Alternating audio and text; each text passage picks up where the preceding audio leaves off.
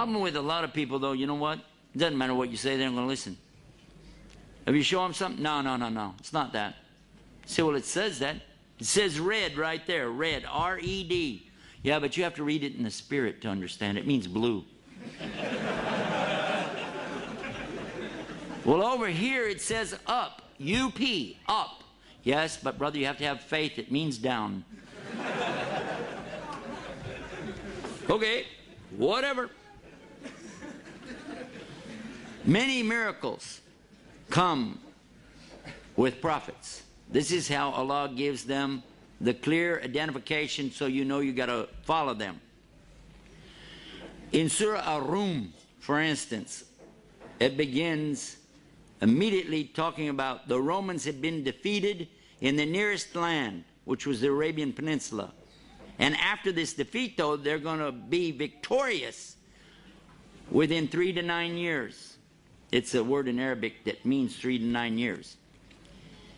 And sure enough, they were badly defeated in Antioch in 613, and as a result, the Persians swiftly pushed them on all fronts.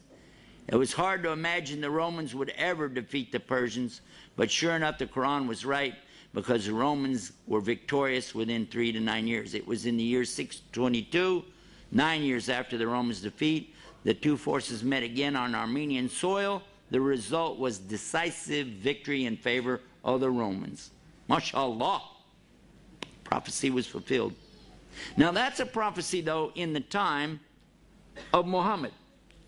So the detractors from Islam would say, well, he made it up after the fact. Never mind the fact that we know when it was revealed because people were reciting it. But they'll still say, well, I don't believe that. I don't want to believe that.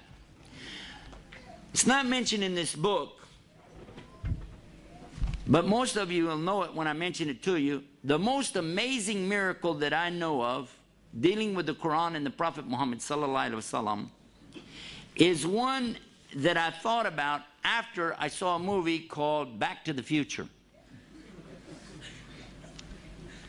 Haram, haram. Anyway. The movie Back to the Future talks about a guy who goes in the past, then he wants to go back to the future. They had another sequel to it where he goes into the future, then a third sequel to it where he goes in the future, and then he goes way in the past back to the Old West, and then goes back and forth. He's going back and forth and back and forth. Michael J. Fox was in that. But I thought about this, and then I thought about something.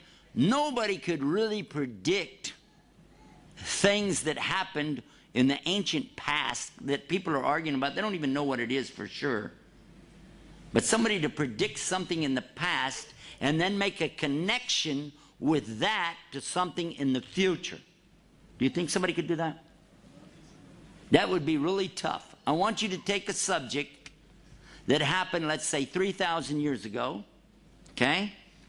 And I want you to take that subject and then predict something about it 1,500 years from now, and let's see how well you can do. Well, the good news is you won't be here, so nobody could blame you. But the Quran is still here, and we just found out something in the 1970s. An amazing thing. For a long time, centuries, not just the Christians, but even some of the Jews, people have been arguing about Moses, alayhi salam. Did he really even exist, or was he just somebody that they made the story up about? Big-time scholars of the Bible have actually said that this is just a nice story. There really wasn't anybody named Moses. There wasn't anybody named Pharaoh. There really was no incident of the Jews being taken into captivity or the punishment that they went through and then being saved and taken away from that. It's just something that somebody made up. And they even say it was made up probably during the Babylonian exile, which did happen. This is on record. And when they came back from it, they just put all that together to kind of, encourage the troops and stuff like that. This is actually in books that I've read about the scholars of the Old Testament. So the Prophet ﷺ only repeats what he hears. The angel Jibril is a representative of Allah and tells him to recite. He recites, and what he hears, he recites, and the people recite the same thing. And we've been doing that mouth to ear and ear to mouth ever since. In the Quran, there's a statement, a strange statement, that was actually discovered by a non-Muslim in the early 70s. He was one of the world's top surgeons and lecturers, scientists from France, Dr. Maurice Bucaille. He was asked to go to Cairo, Egypt, to examine the corpse of a mummy. They wanted to do some forensic work on it to get some information and discover whatever they could from this mummy. He was amazed because he said, we can prove that this person died of drowning. He was asphyxiated, meaning that his lungs filled with water, and he died from this.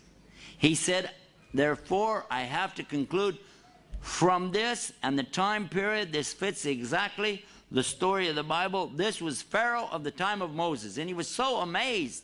He was shocked. But do you know what happened? The people in Cairo, happened to be Muslims, of course, they said, it's no big deal. We already know that. He said, yes, but we've discovered him. And they said, well, we know that too. He said, no, I mean, this is his body. And it's here. And they said, well, we know because it's in the Quran. He said, the what? So he gets introduced to a subject called the Arabic language. He began to study it until he could understand the Arabic well enough to actually translate for himself every single word. Because he wanted to know, what is this book? Because it says in it that Allah is going to punish Pharaoh in a very specific way. That he is going to drown him, but he's going to preserve his body as a sign. And sure enough, he's a sign for all to see today, because that body has been put on tour and taken all around the world to show this Pharaoh. If you haven't seen it, I have. I saw it when it was on exhibition in Chicago. Happened to be up there, went to the museum and saw it. They've toured this body around the world and said, most likely, this could be Moses. Not Moses himself, but the Pharaoh of Moses' time. There he is. Amazing, huh? But that's not where it ends. Dr. Bucaille continued his study until he managed to go through the disciplines of geology and geography, astronomy, embryology, and prove without a shadow of a doubt that every single reference in the Quran to science is absolutely, emphatically proven to be correct.